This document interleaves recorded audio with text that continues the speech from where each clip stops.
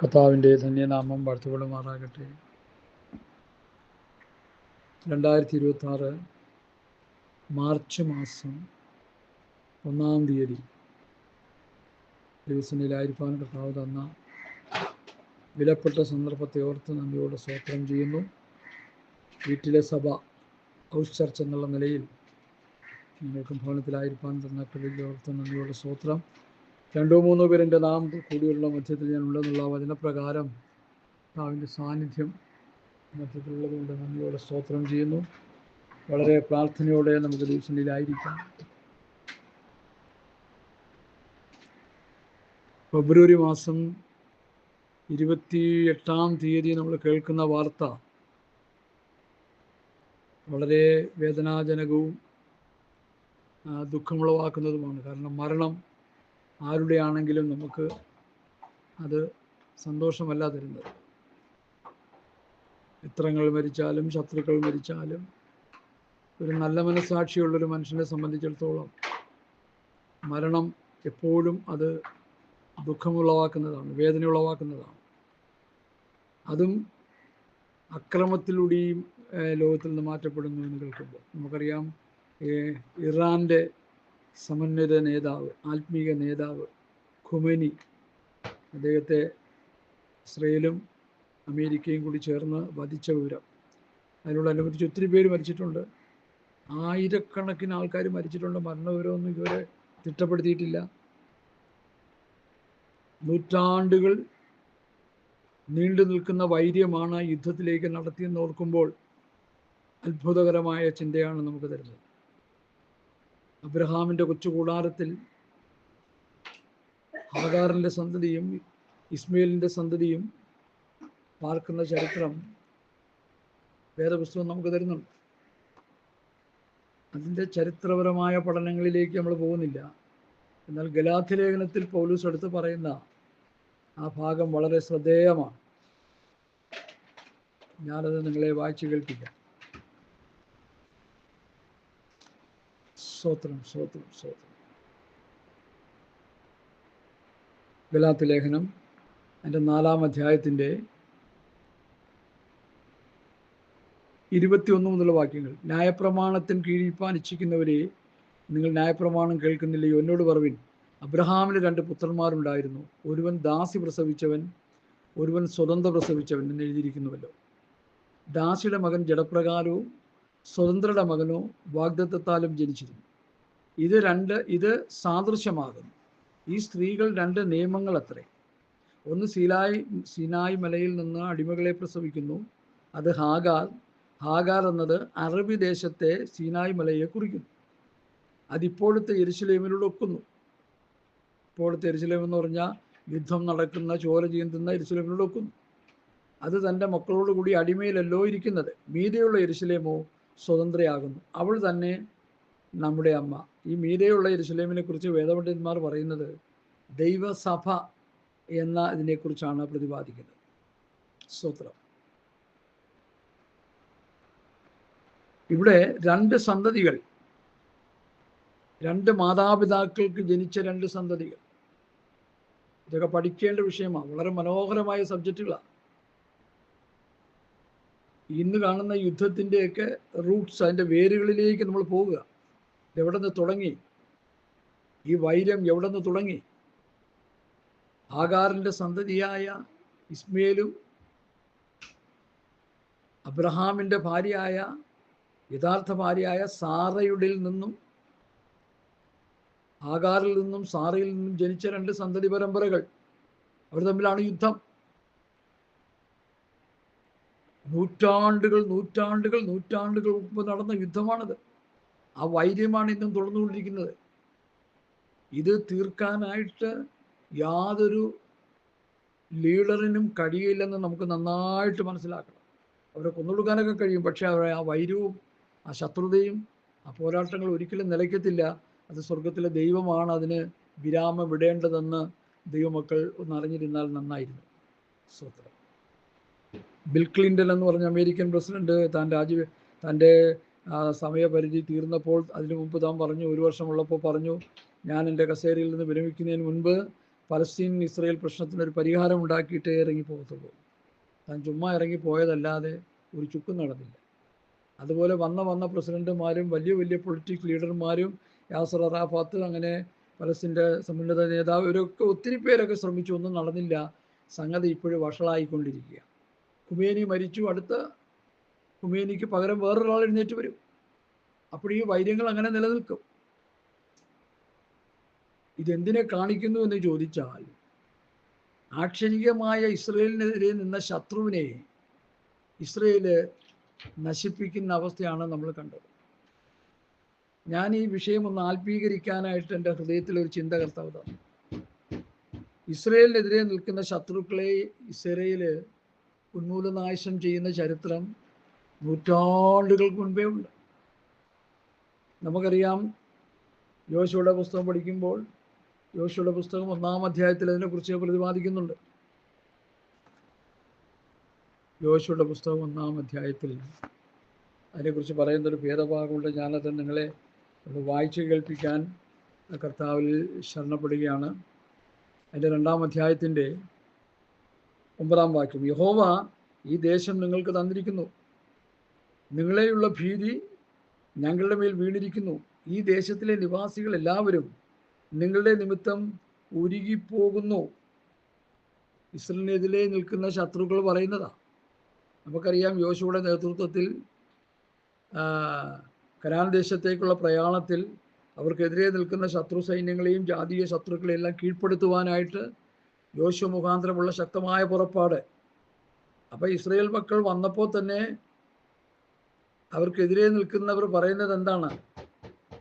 ഈ ദേശം നിങ്ങൾക്ക് തന്നിരിക്കുന്നു, നിങ്ങളെക്കുറിച്ചുള്ള ഭീതി ഞങ്ങളുടെ മേൽ വീണിരിക്കുന്നു. ശത്രുക്കൾ പറയുക, ഈ ദേശത്തിലെ നിവാസികൾ എല്ലാവരും നിങ്ങളുടെ നിമിത്തം ഉരുകിപ്പോകുന്നു. 12-ാം വാക്യം, എല്ലാം വായിക്കാൻ സമയമില്ല. ഇത് കേട്ടപ്പോൾ തന്നെ ഞങ്ങളുടെ ഹൃദയം ഉരുകി, നിങ്ങളുടെ നിമിത്തം എല്ലാവരും ധൈര്യം കെട്ടുപോയി.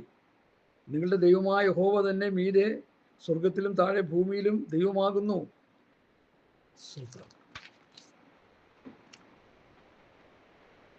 എൻ്റെ 2-ാം അധ്യായത്തിൻ്റെ അവസാന വാക്യവും വായിക്കുന്ന, യഹോവ ദേശമൊക്കെയും നമ്മുടെ കയ്യിൽ ഏൽപ്പിച്ചിരിക്കുന്നു. നിശ്ചയം ദേശത്തിലെ നിവാസികൾ എല്ലാവരും നമ്മുടെ നിമിത്തം ഉരുകിപ്പോകുന്നു എന്ന് യോശുവയോട് പറഞ്ഞു. ഹിത്യർ, പെരീസ്യർ, മൊവാബ്യർ, അങ്ങനെ വേണ്ട ഒരു 6-7-8 കൂട്ടം ജാതികൾ, കനാന്യർ, ഹിത്യർ, ഹിവ്യർ, പെരിസ്യർ, ഗിർശന്യർ, അമോന്യർ, യബൂസ്യർ, ഗിർശശ്യർ, അമോന്യർ, യബൂസ്യർ, കനാൻ, ഹിത്യർ, ഹിവ്യർ, പെരിസ്യർ, ഇങ്ങനെ ജാതികളുടെ ഒരു വലിയ നിര ഇസ്രയേലിനെതിരെ യുദ്ധം ചെയ്യാനായിട്ട് വന്ന ചരിത്രം വേദപുസ്തകം പഠിപ്പിക്കുന്നു. ഇവിടെയൊക്കെ ഇസ്രയേൽ വലിയ വിജയം കൊയ്ത ചരിത്രമാണ് സത്യവേദ പുസ്തകം പഠിപ്പിക്കുന്നത്. ബുഹോരോ പറഞ്ഞിട്ട് ഒരു ആത്മീക പോരാട്ടം എന്നുള്ള വിഷയത്തെക്കുറിച്ച് എഫേസ്യ ലേഖനം 6-ാം അധ്യായത്തിൻ്റെ 10 മുതൽ 20 വാക്യമാണ് ഈ സൺഡേയിലത്തെ നമ്മുടെ പഠന വിഷയം അല്ലെങ്കിൽ വചനധ്യാനം. ഇത് ഈ വിഷയവുമായിട്ടൊന്ന് ഘടിപ്പിച്ച് ചിന്തിക്കാനായിട്ടൊരു ഹൃദയത്തിലൊരു ചിന്ത വന്നു. അത് നമുക്ക് അനുഗ്രഹമായി തീരുമെന്ന് ഞാൻ പൂർണ്ണമായിട്ട് വിശ്വസിക്കുന്നു. അപ്പോൾ ഇസ്രയേൽ മക്കൾ എക്കാലവും അവരുടെ ശത്രുവിനെ നിഗ്രഹിക്കുന്നതിൽ അവർ മുൻപന്തിയിൽ തന്നെയാണ്. എന്താണ് അതിൻ്റെ ഉള്ളിലുള്ള രഹസ്യം എന്നുള്ളത് ദൈവമക്കൾക്ക് അറിയാമെങ്കിലും ഞാനൊന്ന് പറയാൻ താല്പര്യപ്പെടുന്നു. ദൈവമായ യഹോവ അവരോട് കൂടെയുണ്ട്. അതുകൊണ്ട് അവരെ തോൽപ്പിക്കാൻ ഒരു ശത്രുവിനും കഴിയത്തില്ല.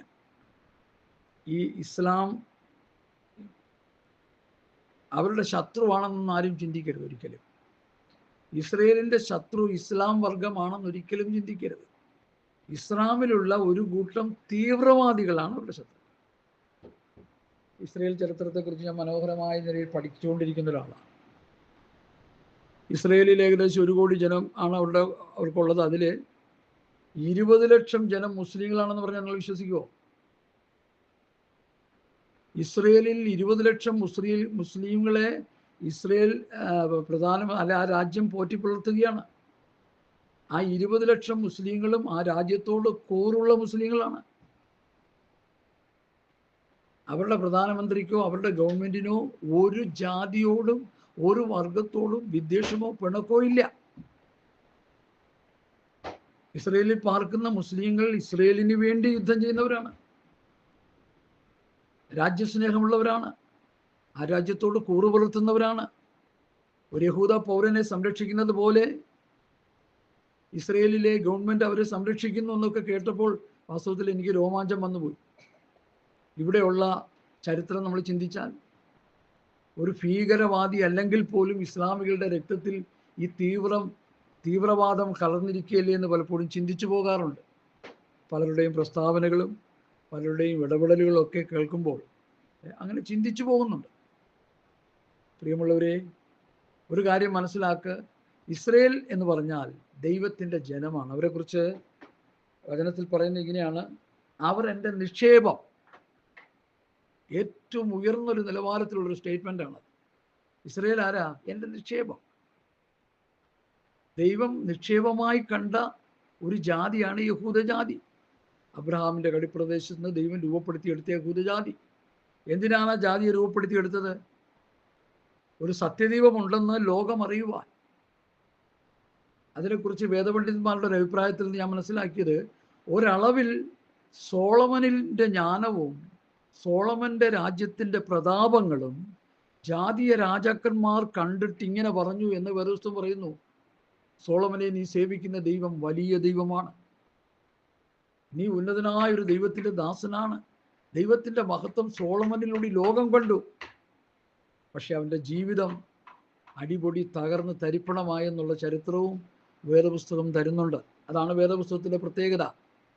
ദൈവം ഒരു വ്യക്തിയെ അനുഗ്രഹിക്കുകയും ആ ചരിത്രം ലോകത്തിൽ വെളിപ്പെടുത്തുകയും അപ്പോൾ തന്നെ ആ വ്യക്തി ദൈവവ്യവസ്ഥ വിട്ടുപോയാൽ ദൈവം അവനെ ശിക്ഷിക്കുകയും ചെയ്യുന്ന ചരിത്രം വേദപുസ്തകം വ്യക്തമായി നമുക്ക് തരുന്നുണ്ട്. ഇത് നമ്മൾ നന്നായിട്ട് മനസ്സിലാക്കിയെടുക്കേണ്ട ഒരു ഗുണപാഠമാണെന്ന് പറഞ്ഞ് ആ ഭാഗത്ത് നിന്ന് ഞാൻ മുമ്പോട്ട് പോകട്ടെ. അപ്പോൾ ഇസ്രായേൽ മക്കളെ എപ്പോഴും ആരുപദ്രവിച്ചാലും അവരെന്ത് ചെയ്യും?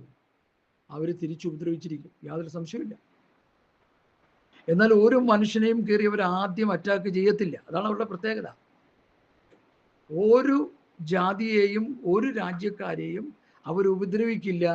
അങ്ങനെ ഉപദ്രവിക്കുന്ന ഒരു രീതി ഇസ്രായേൽ മക്കൾക്കില്ല. പക്ഷേ അവരെ ഉപദ്രവിച്ചാൽ ഏത് കൊമ്പനാണെങ്കിലും അവർ തിരിച്ചടിച്ചിരിക്കും, യാതൊരു സംശയമില്ല. ആ വർഗത്തെ ഭൂമിയിൽ നിന്ന് നശിപ്പിച്ചിരിക്കും. ഇപ്പൊ ഭീകരവാദത്തിനെതിരെ ഇസ്രയേൽ നിൽക്കുന്നതിന്റെ കാരണം എന്താ? മുസ്ലിങ്ങൾക്കെതിരല്ല ഇസ്രയേല്, ഭീകരവാദത്തിനെതിരാണ്. ആ ഒരു നല്ല ചിന്ത നമ്മുടെ ഹൃദയത്തിലുണ്ടാകണം.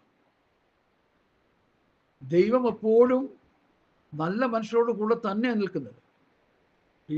ഭീകരവാദത്തിന് ദൈവവും എതിരാണ്, നല്ല മനുഷ്യരും എതിരാണ്, നല്ല പൊളിറ്റിക്കൽ ലീഡേഴ്സ് എല്ലാം എതിരാണ്, ട്രംപും അതിനൊക്കെ എതിരാണ്. എന്നാൽ അതിന് അനുകൂലമായിട്ടുള്ള പ്രിയപ്പെട്ടവരെ കൊണ്ട് ഞാൻ ആ ഭാഗത്തേക്ക് പോകുന്നില്ല. രാഷ്ട്രീയം പറയാനിരുന്നാൽ അങ്ങോട്ടങ്ങ് പോകും, അതുകൊണ്ട് ഞാൻ അങ്ങോട്ടൊന്നും പോകുന്നില്ല.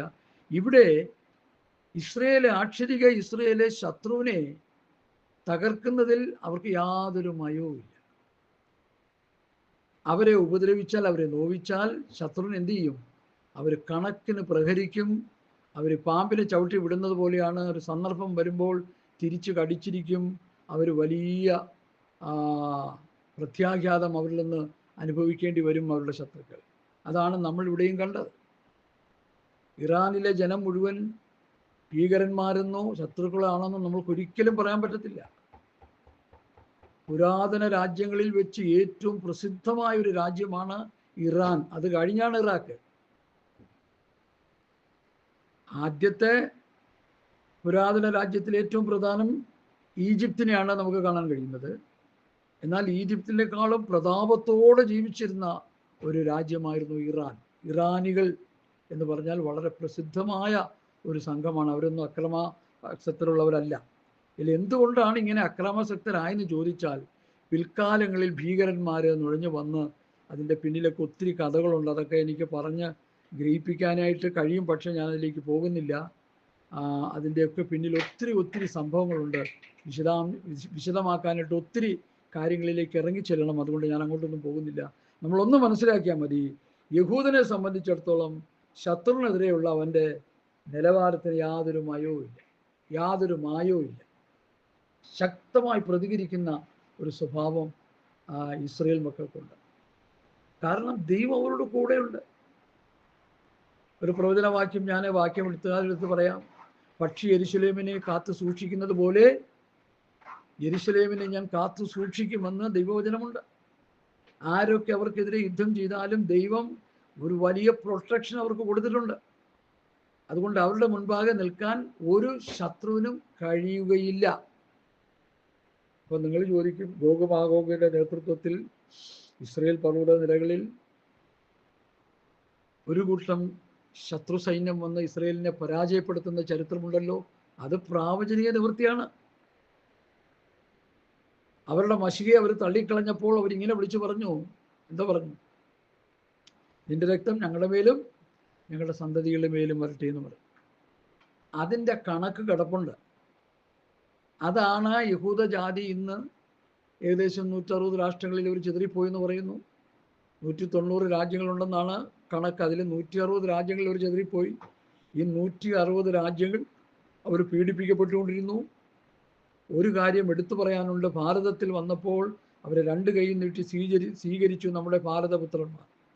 അത് നിമിത്തം ഈ രാജ്യത്തെ ദൈവം അനുഗ്രഹിച്ചു എന്ന് പറയുന്നതിൽ വസ്തുതയുണ്ട്. നിന്നെ അനുഗ്രഹിക്കുന്നവരെ ഞാൻ അനുഗ്രഹിക്കും എന്ന് പറഞ്ഞത് സത്യമാണ്. എസ്പെഷ്യലി കേരളം ദൈവത്തിൻ്റെ നാടെന്നൊരു പേര് കിട്ടിയത് അതുകൊണ്ടാകാം എന്ന് ഞാനങ്ങ് ചിന്തിക്കുക. എൻ്റെ ഒരു നിഗമനമാണ്. കേരളത്തിലെ കാലാവസ്ഥയും കേരളത്തിലെ രീതികളൊക്കെ 27 സംസ്ഥാനങ്ങളിൽ നിന്ന് വ്യത്യസ്തമാണ്, നമുക്കറിയാതെ. അപ്പോൾ ഈ യഹൂദ ജാതി എന്നുള്ളത് അവർ ദൈവത്തിൻ്റെ ജനമാണ്. ദൈവത്തിൻ്റെ സംരക്ഷണം അവർക്കുണ്ട്. അവർക്കെതിരെ നിൽക്കുന്ന ശത്രുവിനെ സംഹരിക്കാൻ ദൈവം അവരോട് കൂടെ ഉണ്ടെന്നുള്ള യാഥാർത്ഥ്യം ദൈവമക്കളാകുന്ന നമുക്കറിയാം, മറ്റുള്ളവർക്ക് അതറിയത്തില്ല. ഇന്ന് ഞാൻ ഈ വിഷയത്തെ ഒന്ന് ആത്മീകരിക്കാനായിട്ട് ശ്രമിക്കുക. അവരാക്ഷരിക ഇസ്രയേലാണ്, നമ്മൾ ആരാ? ആത്മീയ ഇസ്രയേലാണ്. ആക്ഷരിക ഇസ്രയേലിൻ്റെ ശത്രുക്കളെ നിഗ്രഹിക്കുവാൻ അവർ യാതൊരു മയവും ചെയ്യാറില്ല. അവരോട് പോരാടി നിൽക്കുവാൻ എപ്പോഴും ഒരു ഉത്സാഹമുള്ളവരാണ്. 1947-48 കാലഘട്ടങ്ങളിലാണ് ഇസ്രയേൽ സ്വതന്ത്രമാകുന്നത്. ഇസ്രയേൽ രാഷ്ട്രം സ്ഥാപിക്കുന്നത്. ചെതറിപ്പോയ യഹൂദൻ, 1-ാം നൂറ്റാണ്ടിൽ ചെതറിപ്പോയ യഹൂദൻ വന്ന് രാഷ്ട്രം സ്ഥാപിക്കുന്നത് 1947-48 കാലഘട്ടങ്ങളിലാണ്. അവർ പിറന്നു വീണ ആ ദിവസം മുതൽ 6 ദിവസം കഴിഞ്ഞപ്പോൾ യുദ്ധം തുടങ്ങിയെന്നാണ് പറയുന്നത്. ഇസ്രയേൽ ചരിത്രം പഠിക്കുമ്പോൾ കാണാൻ കഴിയും. ഒരു 6 ഡേ വാറിനെ കുറിച്ച് ചരിത്രം ഇപ്പോഴും ഇൻ്റർനെറ്റിലൊക്കെ നമുക്ക് സെർച്ച് ചെയ്താൽ കിട്ടും. അത് ഭയങ്കരമായൊരു സംഭവമായിട്ടാണ് ലോകം അതിനെ വാഴ്ത്തുന്നത്. എത്രയോ 10, 30, 40 ഇസ്ലാം രാഷ്ട്രങ്ങൾ ഇസ്രയേലിനെതിരെ യുദ്ധം ചെയ്യാൻ വന്നിട്ട് അവർ ജയിച്ച ആ ജയം ഒരു പൊട്ടന് പോലും മനസ്സിലാകും ഇത് ദൈവത്തിൻ്റെ കരമാണ് അവരോട് കൂടെ ഉണ്ടായിരുന്നത്. അതങ്ങനെ തന്നെയാണ്. വലിയ വിജയമാണ് അവർ കൊയ്തെടുത്തത്. അന്നത്തെ ഈജിപ്തിൻ്റെ പ്രസിഡന്റ് നാസർ ആയിരുന്നു എന്ന് പറയപ്പെടുന്നു. അദ്ദേഹം പറഞ്ഞു, ഇസ്രയേൽ രാഷ്ട്രമൊക്കെ സ്ഥാപിച്ചു, പക്ഷേ ഞങ്ങൾ ഇതിനെ തുടച്ചു മാറ്റാൻ പോവുകയെന്ന് പറഞ്ഞു. 6 ദിവസം കൊണ്ട് ഞങ്ങൾ അതിനെ തുടച്ചു മാറ്റുമെന്ന് പറഞ്ഞ് അദ്ദേഹം യുദ്ധത്തിനിറങ്ങി. 6 ദിവസം കൊണ്ട് നാസറും കൂട്ടരും തുടച്ചു മാറ്റപ്പെട്ടു. ഇസ്രയേൽ ഇന്നും അജയ്യ ശക്തിയായിട്ട് ഭൂമിയിൽ നിലകൊള്ളുന്നു. അത് ദൈവത്തിൻ്റെ ജനമാണ്. ദൈവം തിരഞ്ഞെടുത്ത ദൈവത്തിൻ്റെ വാത്സല്യ മക്കളാണെന്നുള്ള കാര്യം നമ്മൾ മറന്നു പോകരുത്. അവർ തെറ്റ് ചെയ്താൽ അവരെ ശിക്ഷിക്കാനുള്ള ഉത്തരവാദിത്വം ദൈവത്തിനുണ്ട്. ദൈവം അത് ചെയ്തുകൊണ്ടിരിക്കുകയാണ്. നഷ്ടപ്പെട്ടു പോയ മനുഷ്യനെ വീണ്ടെടുക്കാൻ യഹൂദാ ഗോത്രത്തിൽ നിന്നും ജനിച്ച ദൈവപുത്രനെ ഇസ്രയേൽ മക്കൾ തള്ളിക്കളഞ്ഞതുകൊണ്ട് അതിൻ്റെ ശിക്ഷയാണ് ഗ്യാസ് ചാമ്പറിൽ 60 ലക്ഷത്തെ ഹിറ്റ്ലർ കൊന്നൊടുക്കിയത്. അതുപോലെ ഓരോ രാജ്യങ്ങളിലും യഹൂദിനെ കൊന്നൊടുക്കി യഹൂദിൻ്റെ കൊഴുപ്പ് കൊണ്ട് സോപ്പുണ്ടാക്കി ലണ്ടൻ മ്യൂസിയത്തിൽ ഇപ്പോഴും സൂക്ഷിച്ചിരിക്കുന്നു എന്ന് പറയുന്നു. സത്യമായ കാര്യം അതൊക്കെ. അപ്പോൾ ദൈവത്തിൻ്റെ പദ്ധതി, ദൈവത്തിൻ്റെ മക്കൾ പ്രമാണത്തിൽ നിൽക്കുമ്പോൾ ദൈവം അവരോട് കൂടെ നിൽക്കുകയും ദൈവം അവർക്കൊണ്ട് യുദ്ധം ചെയ്യുകയൊക്കെ ചെയ്യും. അനുസരണക്കേട് കാണിക്കുമ്പോൾ ദൈവം കണക്കിന് ശിക്ഷിക്കുകയും ചെയ്യുന്ന ഒരു ഗുണപാഠം അതിൽ നിന്ന് എല്ലാ പെന്തക്കോസുകാരും എടുത്തുകൊള്ളണമേ എന്ന് ഞാൻ നിങ്ങളെ കർത്താവിൻ്റെ നാമത്തിൽ ഓർപ്പിക്കുക. ഇനി നമ്മൾ ഈ വിഷയത്തിലേക്ക് വരിക. നമ്മൾ ആത്മീയ ഇസ്രയേലാണ്. അവര് മൃഗരക്തങ്ങൾ കൊണ്ട് വീണ്ടെടുക്കപ്പെട്ട ഒരു കൂട്ടരായിട്ടാണ് വേദപുസ്തകം പഠിപ്പിക്കുന്നത്. മൃഗത്തിന്റെ രക്തം കൊണ്ടാണ് അവർ വീണ്ടെടുത്തത്. രക്തം കൂടാതെ വീണ്ടെടുപ്പില്ല. എന്നാൽ പുതിയ നിയമസഭയെ വീണ്ടെടുത്തിരിക്കുന്നത് കന്നാലിയുടെ രക്തം കൊണ്ടല്ല, കുഞ്ഞാടിന്റെ നിർദോഷവും നിഷ്കളങ്കവുമായ കുഞ്ഞാടിന്റെ രക്തം കൊണ്ട് അത്രയും നമ്മളെ വീണ്ടെടുത്തിരിക്കുന്നത്. അപ്പം നമുക്ക് അവരെക്കാൾ വിലയും നിലയുമുണ്ട്. നമ്മളത് കളഞ്ഞു കുളിച്ചു എന്നുള്ളത് ഒരു വലിയ സത്യമാണ്, ദുഃഖകരമായ. നമുക്ക് അവരെക്കാൾ വിലയുണ്ട്. അവർ ആശ്ചര്യ ഇസ്രയേലെ രക്തം കൊണ്ട് വീണ്ടെടുത്തു, മൃഗരക്തങ്ങൾ കൊണ്ട് വീണ്ടെടുത്തു. അവർക്ക് ആശ്ചര്യ കൂടാരം, അവരോടെല്ലാം ദൈവം ഇടപെട്ടത് വലിയ അത്ഭുതങ്ങളിലൂടെയൊക്കെ ആയിരുന്നു, കാര്യം ശരി. എന്നാൽ നമ്മളെ സംബന്ധിച്ചിടത്തോളം കർത്താവിൻ്റെ രക്തത്താൽ വീണ്ടെടുക്കപ്പെട്ട പുതിയ നിയമസഭ, ശരീരമാം സഭ, കന്യകയായ സഭ, മണവാട്ടിയായ സഭ, ദൈവാത്മാവ് വസിക്കുന്ന മന്ദിരമാകുന്ന സഭ, അവരാണ് നമ്മൾ. നമുക്കും അവർക്കും തന്നിരിക്കുന്ന പ്രമാണം രണ്ടും രണ്ടാണ്. അവർക്ക് മോശയിക പ്രമാണം, നമുക്ക് ക്രിസ്തുവിൻ്റെ ന്യായപ്രമാണം. തമ്മിൽ ഭാരങ്ങളെ ചുമപ്പിൻ, ഇങ്ങനെ ക്രിസ്തുവിൻ്റെ ന്യായപ്രമാണം നിവർത്തിപ്പീൻ. രാജീയ ന്യായപ്രമാണമെന്ന് യാക്കോബ്, സ്വാതന്ത്ര്യത്തിൻ്റെ തികഞ്ഞ ന്യായപ്രമാണമെന്ന് യാക്കോബ്. കർത്താവായ യേശുക്രിസ്തുവിൻ്റെ പഥ്യവചനം ഭക്തിക്കൊത്ത് ഉപദേശമെന്ന് പൗലൂസ്. യോഹന്നാൻ ക്രിസ്തുവിൻ്റെ ഉപദേശത്തിൽ നിലനിൽക്കാതെ അതിലോട്ട് പോകുന്ന ഒരിക്കലും ദൈവമില്ല. അപ്പോൾ ക്രിസ്തുവിൻ്റെ ഉപദേശം, പഥ്യവചനം, പഥ്യോപദേശം, അതാണ് പുതിയ നിയമസഭയുടെ ഉപദേശം. ഇസ്രായേൽ മക്കൾക്കും നമുക്കും തന്നിരിക്കുന്ന പ്രമാണം വേറെ വേറെയാണ്. മത്തായിയുടെ സുവിശേഷം 5-ാം അധ്യായം പ്രാർത്ഥനയോടെ എടുത്ത് ഞാൻ ഒത്തിരി പ്രാവശ്യം പറഞ്ഞുകൊണ്ട് റിപ്പീറ്റ് ചെയ്യാൻ താല്പര്യപ്പെടുന്നില്ല. മത്തായിയുടെ സുവിശേഷം 5-ാം അധ്യായത്തിൽ കർത്താവ് പറഞ്ഞ ആ ഭാഗം ഒരു വാക്യം മാത്രം വായിച്ച് ആ ഭാഗത്തിൽ നിന്ന് ഞാൻ മുൻപോട്ട് പോകാൻ താല്പര്യപ്പെടുന്നു. മത്തായി 5-ൽ കർത്താവ് ഇങ്ങനെ പറഞ്ഞു, സ്തോത്രം, കൊല ചെയ്യരുതെന്നും ആരെങ്കിലും കൊല ചെയ്താൽ ന്യായവിധിക്ക് യോഗ്യനാകുമെന്ന് പൂർവന്മാരോട് അരുളി ചെയ്തത് നിങ്ങൾ കേട്ടിട്ടുണ്ടല്ലോ. പൂർവന്മാരോട് അരുളി ചെയ്ത് നിങ്ങൾ കേട്ടിട്ടുണ്ടല്ലോ എന്ന് പറഞ്ഞാൽ മോശ മുഖാന്തരം ഇസ്രായേൽ മക്കളോട് അരുളപ്പാട് ചെയ്ത അരുളപ്പാടിനെ കുറിച്ചാണ് പറയുന്നത്. അപ്പോൾ അങ്ങനെ ന്യായപ്രമാണത്തിൽ നിങ്ങൾ കേട്ടിട്ടുണ്ടല്ലോ, ഞാനോ നിങ്ങൾ പറയുന്നു സഹോദരൻ കോപിക്കുന്നവരിൽ ന്യായവിധിക്ക് യോഗ്യനാകും. ശത്രുവിനെ പകയ്ക്കാമെന്ന് ന്യായപ്രമാണത്തിൽ എഴുതിയിരിക്കുന്നു. ഞാനോ നിങ്ങൾ പറയുന്നു ശത്രുക്കളെ സ്നേഹിപ്പിക്കും. 6-7 പ്രാവശ്യം ന്യായപ്രമാണത്തിൻ്റെ വ്യവസ്ഥിതികളെ പൊളിച്ചെഴുതി ക്രിസ്തുവിൻ്റെ പ്രമാണം സ്ഥാപിക്കുന്ന ഒരു അധ്യായമാണ് മത്തായി 5. കർത്താവിൻ്റെ ഏറ്റവും വലിയ ഗിരിപ്രഭാഷണം മത്തായി 5, 6, 7. ഓരോ വ്യക്തികളും ഒരാഴ്ചയിൽ ഒരു പ്രാവശ്യമെങ്കിലും ഈ 3 അധ്യായം വീതം വായിച്ച് ധ്യാനിച്ചു കൊണ്ടിരുന്നാൽ നമ്മൾ പുതിയ നിയമത്തിൻ്റെ ആകത്തുക എന്താണ് നമ്മുടെ ഹൃദയത്തിൽ കർത്താവ് പകർന്നു വരും. അത്ര പുതിയ നിയമത്തിലെ ഏറ്റവും ശ്രേഷ്ഠമേറിയ ഗിരിപ്രഭാഷണം, ലോകപ്രസിദ്ധമായ ഗിരിപ്രഭാഷണമാണ് സത്യവേദ പുസ്തകത്തിലെ 5, 6, 7 മത്തായി അധ്യായങ്ങൾ. മലമേൽ പ്രസംഗം എന്ന് അതിനെ പറയപ്പെടുന്നു. സ്തോത്രം, വളരെ പ്രസിദ്ധമായ പ്രസംഗമാണത്. ആ പ്രസംഗത്തിൻ്റെ അർത്ഥം ഉൾക്കൊണ്ട വ്യക്തികൾ ഇന്നുണ്ടോ എന്ന് ചോദിച്ചാൽ വളരെ തുലവുമാണ്. സെർമൺ ഓഫ് ദ മൗണ്ടൻ എന്നാണ് അതിന് ഇംഗ്ലീഷുകാർ കൊടുത്തിരിക്കുന്ന മലമേൽ പ്രസംഗം. ആ പ്രസംഗത്തോട് കടപിടിക്കത്തക്ക ഒരു പ്രസംഗം ഇന്ന് വരെ ലോകത്തിൽ ഒരു മനുഷ്യനും പ്രസംഗിച്ചിട്ടില്ല. അത്ര അർത്ഥസമ്പുഷ്ടവും അത്ര ഗൗരവവും അത്ര ശ്രേഷ്ഠവുമാണ് ആ പ്രസംഗം. അത് പെന്തക്കോസ്തുകാരായ നമ്മൾ വായിച്ച് പഠിച്ച് അതിൽ നിന്ന് സാരോപദേശങ്ങൾ ഉൾക്കൊണ്ടുകൊണ്ട് നമ്മൾ ജീവിച്ചാൽ നമ്മുടെ ക്രിസ്ത്യ ജീവിതം ധന്യമാകും എന്ന് ഞാൻ ഉറപ്പ് തരുന്നു. ഇനി ഞാൻ വിഷയത്തിലേക്ക് വരട്ടെ. അപ്പോൾ അവർ ആക്ഷരിക ഇസ്രായേലാണ്, നമ്മൾ ആരാ? ആത്മീയ ഇസ്രായേലാണ്. അവരെക്കാൾ വിലയും നിലയും നമുക്കുണ്ട്. നമ്മളത് മനസ്സിലാക്കുന്നില്ല. ആനയുടെ ചെവി ആനയുടെ ശരീരം കാണാൻ തടസ്സമായി നിൽക്കുന്നു ഒരു പഴമൊഴി പറയാറുണ്ട് സാധാരണ. ആനയുടെ ചെവി മാറിക്കഴിഞ്ഞാൽ ആനയുടെ ശരീരം മുഴുവൻ ഒന്ന് കണ്ടു കഴിഞ്ഞാൽ പിന്നെ ആന എവിടെയെങ്കിലും നിൽക്കില്ലെന്നാണ് പറയും. ഇതൊക്കെ മനുഷ്യർ പറയുന്നതാണ്, അതിൽ സത്യമുണ്ടാകാം ഇല്ലാകാം. എനിക്കതിനെക്കുറിച്ച് വിശദമായിട്ട് പറയാൻ അറിയത്തില്ല. ഒരു കാര്യം മനസ്സിലാക്കണം, നാം ആരാണെന്നുള്ള ബോധ്യം നമുക്കുണ്ടാകും. എഫേസ്യ ലേഖനം 3-ാം അധ്യായത്തിൻ്റെ 6-ാമത്തെ വാക്യം ഒന്ന് വായിക്കാം. എഫേസ്യർ 3:6. അവിടെ നമ്മെക്കുറിച്ച് പൗലോസ് പറയുന്ന ഒരു മർമ്മം, ഒരു സ്വർഗീയ മർമ്മം, ഒരു മിസ്റ്ററി പരിശുദ്ധാത്മാവ് അവിടെ വെളിപ്പെടുത്തിയിരിക്കുന്നു. ഒന്ന് വായിക്കട്ടെ. ജാതികൾ സുവിശേഷത്താൽ ക്രിസ്തുവേശുവിൽ കൂട്ടവകാശികൾ, ഏക ശരീരസ്ഥർ, വാഗ്ദത്തത്തിൻ പങ്കാളി. നമ്മൾ ഇതാണ്. ജാതികൾ ക്രിസ്തുയേശുവിന്റെ കൂട്ടവകാശികൾ, ഏക ശരീരസ്ഥർ, വാഗ്ദത്തത്തിൻ പങ്കാളികൾ. നമ്മുടെ മഹത്വം നമുക്കറിയത്തില്ല. ഇന്നത്തെ പെന്തക്കോസ്തുകാർക്കും പാസ്റ്റർമാർക്കും വിശ്വാസികൾക്കും നമ്മൾ ആരാന്ന് നമുക്കറിയത്തില്ല. നമ്മൾ ക്രിസ്തുവിന്റെ കൂട്ടവകാശികളാ. നമ്മൾ ക്രിസ്തുവിന്റെ ശരീരത്തിന്റെ ഒരു ഭാഗമാണ്, പാർട്ടാണ്. ഹല്ലേലൂയ. വാഗ്ദത്തത്തിൻ പങ്കാളികളാണ്. യേശുക്രിസ്തുവിന് കിട്ടിയ രൂപാന്തര ശരീരവും യേശുക്രിസ്തുവിന് കിട്ടിയ ഉയർപ്പും യേശുക്രിസ്തുവിന് കിട്ടിയ എല്ലാം നമുക്കും ദൈവത്വത്തിൽ മാത്രം നമ്മൾ ക്രിസ്തുവിനെ പോലെയല്ല, ബാക്കിയെല്ലാം പുതിയ നിയമസഭയ്ക്ക് ദൈവം വാഗ്ദാനം ചെയ്തിട്ടുണ്ട്. അതാരും പഠിക്കുന്നില്ല, പഠിപ്പിക്കുന്നില്ല. ആവശ്യമില്ലാത്ത കാര്യങ്ങളൊക്കെ സഭയെ പഠിപ്പിച്ച് ഒരു പ്രയോജനമില്ലാത്ത നിലയിൽ ആടുകളെ, പ്രയോജനമില്ലെന്ന് പറഞ്ഞാൽ തെറ്റാണ്, നടത്തുന്നവർക്ക് പ്രയോജനമുണ്ട്. അവരുടെ കീശയിലേക്ക് കാശ് പോകുന്നുണ്ട് ഇഷ്ടം പോലെ. അവിടെ കുഞ്ഞുങ്ങളെ പഠിപ്പിക്കുന്നുണ്ട്, അവരെ നല്ല നിലയിൽ വളർത്തുന്നുണ്ട്, അവർക്ക് നല്ല നല്ല വാഹനങ്ങളൊക്കെ വാങ്ങി നല്ല നിലയിൽ യാത്രയൊക്കെ ചെയ്യുന്നുണ്ട്.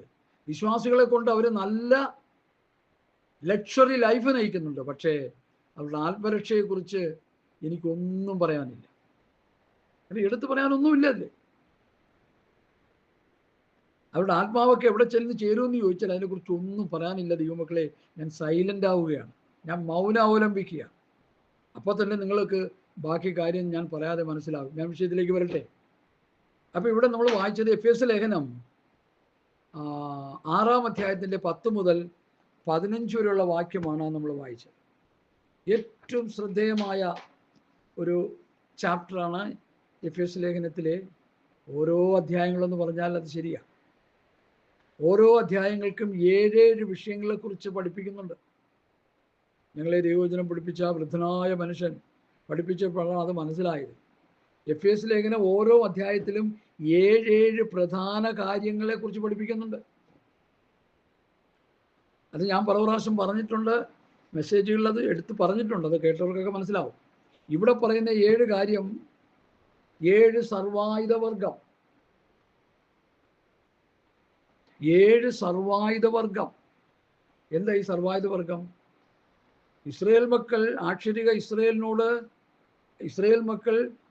ഇസ്രായേൽ മക്കൾ അവരുടെ ശത്രുക്കളായ ജാതികളോട് എതിർത്ത് നിന്നതുപോലെ ആത്മീയ ഇസ്രായേലാകുന്ന നമുക്ക് എതിർത്ത് നിൽക്കുവാൻ, നമ്മുടെ ശത്രു ആരാണെന്നുള്ളത് അതാണ് തരംതിരിച്ച് പഠിക്കേണ്ടത്. അവരുടെ ശത്രു ആക്ഷരികമായിരുന്നെങ്കിൽ നമ്മുടെ ശത്രു ആത്മീകമാണ്. അതിൻ്റെ 10-ാം വാക്യം വായിക്കാം. എഫേസ്യർ 6-ന്റെ 10-ാം വാക്യം തൊട്ട് വായിക്കാം.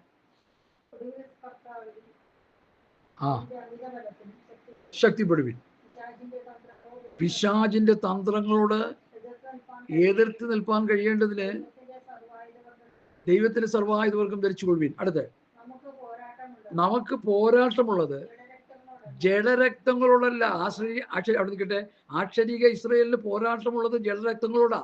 ഹിത്യർ, പെരിസ്യർ, മെബൂസ്യർ, യെബൂസ്യർ എന്ന് വേണ്ട ഒരു കൂട്ടം വലിയ ജാതികൾ, അവർക്കെതിരെ വന്ന ജാതികളാണ് അവരുടെ ശത്രുക്കൾ. നമുക്ക് ഈ ജാതികളോ വ്യക്തികളോ മനുഷ്യരോ അല്ല നമ്മുടെ ശത്രുക്കളെന്ന് ഇനിയെങ്കിലും പെന്തക്കോസിലെ ശുശ്രൂഷകന്മാർ മനസ്സിലാക്കണം. അവരാണ് ഈ കുഴപ്പമൊക്കെ ഉണ്ടാക്കുന്നത്. അവരാണ് കേസിനും കോടതിക്കും വഴക്കിനും പോകാൻ വേണ്ടി വിശ്വാസികൾ പോലും പ്രേരിപ്പിക്കുന്നത്. അതുകൊണ്ട് എനിക്ക് അവരോടാ പറയാനുള്ളത്. നമ്മുടെ ശത്രുക്കൾ മനുഷ്യരല്ല. അവിടെ അങ്ങനെയല്ലേ വായിച്ചത്? വായിച്ചോട്ടെ.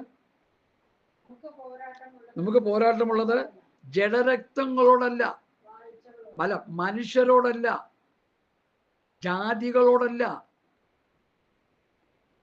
ലോക മനുഷ്യരോടല്ല, മതങ്ങളോടല്ല, യാതൊരു മതത്തിനോടും ജാതികളോടുമല്ല നമുക്ക് പോരാട്ടമുള്ളത്.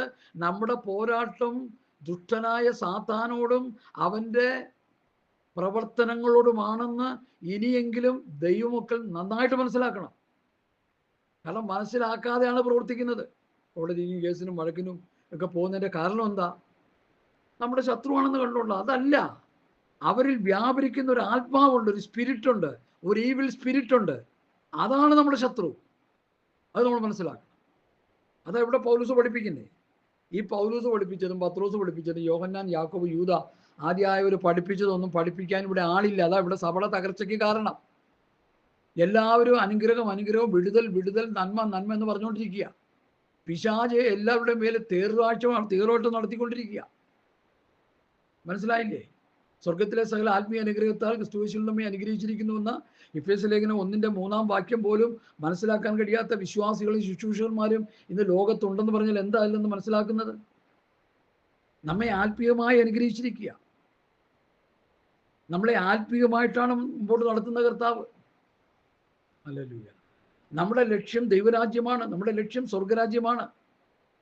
ഈ കഴിഞ്ഞ ദിവസം ഒരു 10 മിനിറ്റ് സ്വർഗരാജ്യത്തെക്കുറിച്ച് ദൈവരാജ്യത്തെക്കുറിച്ച് ഒരു ചെറിയ മെസ്സേജ് ഒരു സഹോദരനിട്ട് എനിക്ക് വലിയ സന്തോഷമായി. സ്വർഗരാജ്യം, ദൈവരാജ്യം, അതാണ് നമ്മുടെ ലക്ഷ്യം. അതിലേക്ക് പോകാനുള്ള തത്രപ്പാടാണ് നമ്മൾ കാണിക്കേണ്ടത്. അല്ലെ ഈ ഭൂമി കിടന്ന് ജീവിക്കാനല്ല. ബഹുമാനപ്പെട്ട പാസ്റ്റർമാര് വിശ്വാസികളെ ഈ ഭൂമിയിലെ ജീവിതം കംഫർട്ടാക്കാനാണ് അവരുടെ ഉപദേശവും അവരുടെ പ്രാർത്ഥനയും, തലയിറഞ്ഞുള്ള അവരുടെ പ്രാർത്ഥനയും അവരുടെ ഉപദേശങ്ങളൊക്കെ. ഞാൻ ഈ കഴിഞ്ഞ ദിവസം പൗലൂസിന്റെ പ്രാർത്ഥനയെക്കുറിച്ച് എഫേസ്യ ലേഖനത്തിലെ 1-ാം അധ്യായം 3-ാം അധ്യായത്തിൽ ഒരു പ്രാർത്ഥനയുണ്ട്. ഓരോ പ്രാർത്ഥന. ഫിലിപ്പി ലേഖനം 1-ാം അധ്യായത്തിൽ പ്രാർത്ഥനയുണ്ട്. കൊലോസ് ലേഖനം 1-ാം അധ്യായത്തിൽ പ്രാർത്ഥനയുണ്ട്. ഈ 4 പ്രാർത്ഥന വായിച്ചു മനസ്സിലാക്കാത്ത വിശ്വാസികൾ ഈ ഭൂമിയിലുണ്ടെന്ന് പറഞ്ഞാൽ എന്താ മനസ്സിലാക്കണം? ഒന്നും അറിയത്തില്ല. ഞാനത് പ്രാർത്ഥിച്ചപ്പോഴാണ് ആ വിഷയം എടുത്ത് പ്രസംഗിച്ചപ്പോഴാണ് മനസ്സിലായത്, ഇങ്ങനെ പ്രാർത്ഥനാ വിഷയം പുസ്തകത്തിൽ കിടപ്പുണ്ടെന്ന്. പൗലൂസ് സഭകൾക്ക് വേണ്ടി പ്രാർത്ഥിച്ചതും പൗലൂസിന്റെ കൂടെയുള്ള സഹശുശ്രൂഷകന്മാർ പ്രാർത്ഥിച്ചത് മുഴുവൻ ആത്മീയ വിഷയങ്ങളാണ്. ഇന്നത്തെ ബഹുമാനപ്പെട്ട പാസ്റ്റർമാരും റവറന്റുമാരും ഡോക്ടർമാരും ഇവരുടെ പ്രാർത്ഥന മുഴുവൻ ഭൗതിക വിഷയങ്ങളാണ്. അവിടെ തന്നെ തല തിരിഞ്ഞു പോയിരിക്കുക. ഹല്ലേലൂയ. സ്തോത്രം, സ്തോത്രം, സ്തോത്രം.